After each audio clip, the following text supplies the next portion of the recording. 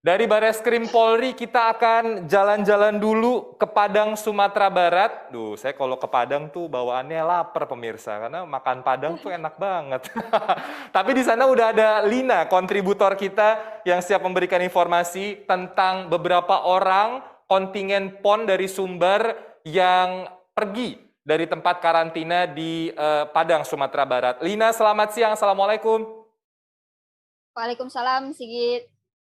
Lina, boleh diceritakan, Halo? jadi Ya, ada berapa orang yang kemarin sempat pergi dan kronologinya seperti apa sih, Lin, sebetulnya?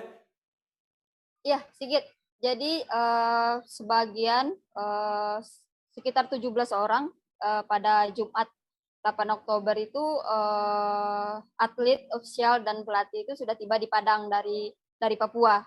Mhm. Nah, kemudian dari aturan ini kan mereka harus karantina selama 5 hari dan di Padang Mhm. itu dikarantina di asrama haji, Sigit. Mhm. Oke, Lalu, ya. ah, ya, kemudian pada Senin dari pantauan kami hanya sisa 2 orang nih yang tetap stay di asrama haji untuk karantina. Sementara yang lainnya memilih untuk pulang ke rumah masing-masing gitu sih. Oke, jadi 15 lainnya itu pulang tanpa izin kepada tim medis atau satgas yang ada di asrama haji, betul? Ya, begitu. Karena mereka berpendapat bahwa aturan karantina selama 5 hari ini dinilai terlalu lama dan tidak adil begitu. Kenapa tidak adil? Karena pejabat yang datang ke Papua dari Padang juga uh, tidak melakukan karantina setibanya di Padang gitu. Jadi Mhm. mereka merasa kenapa kami yang sudah membanggakan Sumbar ini harus dikarantina sedangkan hasil swab tesnya itu sama-sama negatif begitu. Mhm. Mhm.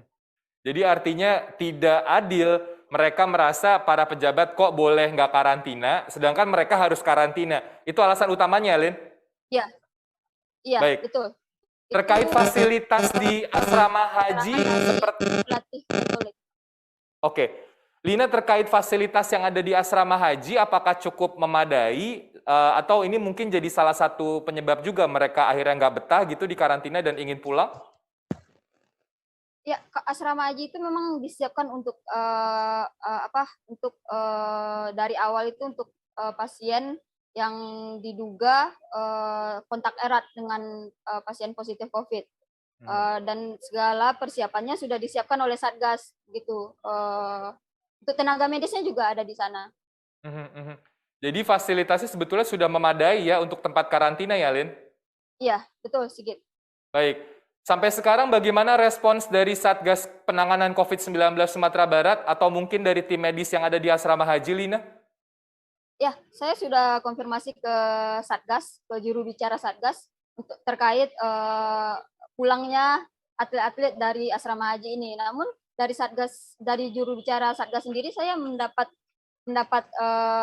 tanggapan mereka juga tidak tahu ini atlet ini pulang begitu, Mhm. Sigit. Mereka tidak tahu atlet ini pulang. Lalu kemudian saya dioper ke Dispora, Kadispora disuruh minta tanggapan Kadispora. Kemudian Mhm. saya hubungi Kadispora.